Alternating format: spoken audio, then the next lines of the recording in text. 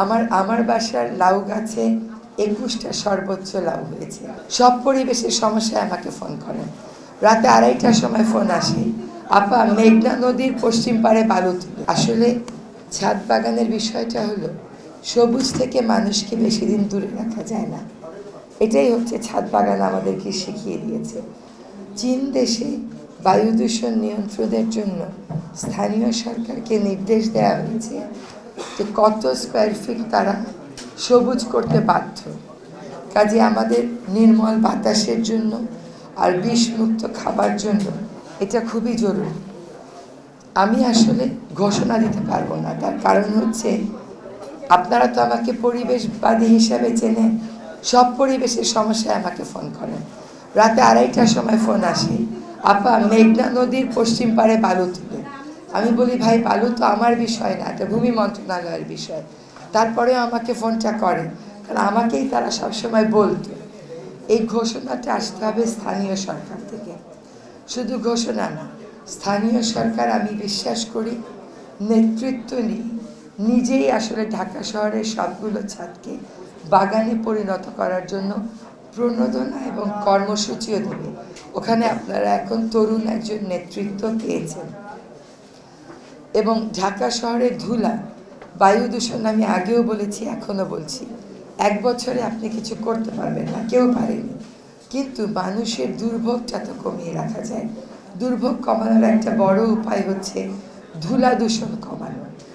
এইসব আইল্যান্ডগুলো অনাবৃত থাকে, একটা গাছ 2 হাত পরে আরেকটা গাছ, পুরো মাটিগুলো যদি ঢেকে দেওয়া যায় ধুলার প্রকোপটা আমরা কমাতে পারবো। সেখানেও কিন্তু আমি দেখি সবুজায়নটা অনেক বেশি জরুরি, এবং সেই কাজটা আপনারা দেখবেন এই বর্ষা থেকে আমরা শুরু করব।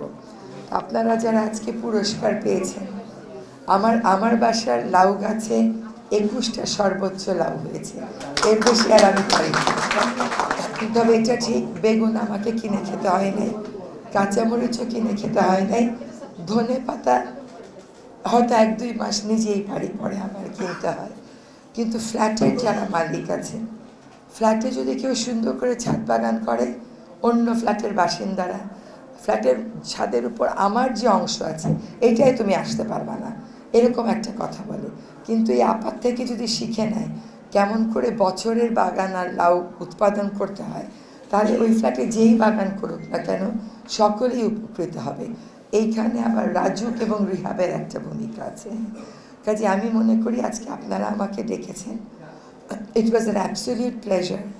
কিন্তু আপনারা এই কথাগুলো, এরকম কতগুলো সফল উদ্যোগ দেখিয়ে কৃষি মন্ত্রণালয়, গৃহায়ন এবং স্থানীয় সরকার মন্ত্রণালয় মিলে যদি নগরবাসীকে একটা ক্লিয়ার মেসেজ দেন যে তোমরা ফ্ল্যাটেও করো, এবং ফ্ল্যাটের কোনো মালিক যদি বাধা দেয় আমরা তোমার পাশে দাঁড়াবো, যেটা আমি আমার আগের কর্মস্থল বেলায় থাকতে দাঁড়াতাম, অনেক জায়গায় মেডিয়েশন করে রাখতে পেরেছি, হ্যাঁ, তাহলে ভালো হবে।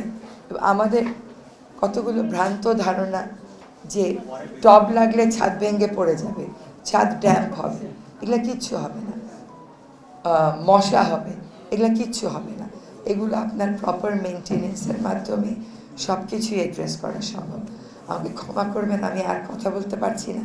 তা আপনাদের এই উদ্যোগ সফল হোক, ঘরে ঘরে ছড়িয়ে পড়ুক নিরাপদ খাদ্য, নির্মল বাতাসের জন্য, প্রকৃতির সাথে বাচ্চা কাচ্চা পরিচয় করিয়ে দেওয়ার জন্য ছাদ বাগানের প্রসার করা ছাড়া উপায় নেই। একটা কথা বলি, আমি যখন প্রথম ছাদ বাগান করি আমার লাউ গাছে ফুল আসছিল, লাউ এতটুকুন হয়ে ঝরে পড়ছিল, কারণ পরাগায়নের সুযোগ ছিল না। ঢাকা শহরটাকে আমরা এত বিবর্ণ করেছি, এখানে কোনো মৌমাছি নেই, আর মৌমাছি না থাকলে কোনো জায়গাতেই প্রাকৃতিক ভারসাম্য থাকে না।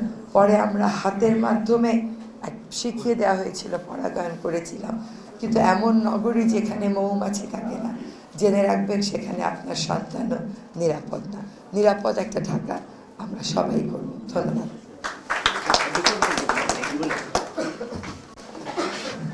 আমাদের অনুষ্ঠান সমাপ্তির দিকে চলে আসছে। আপনারা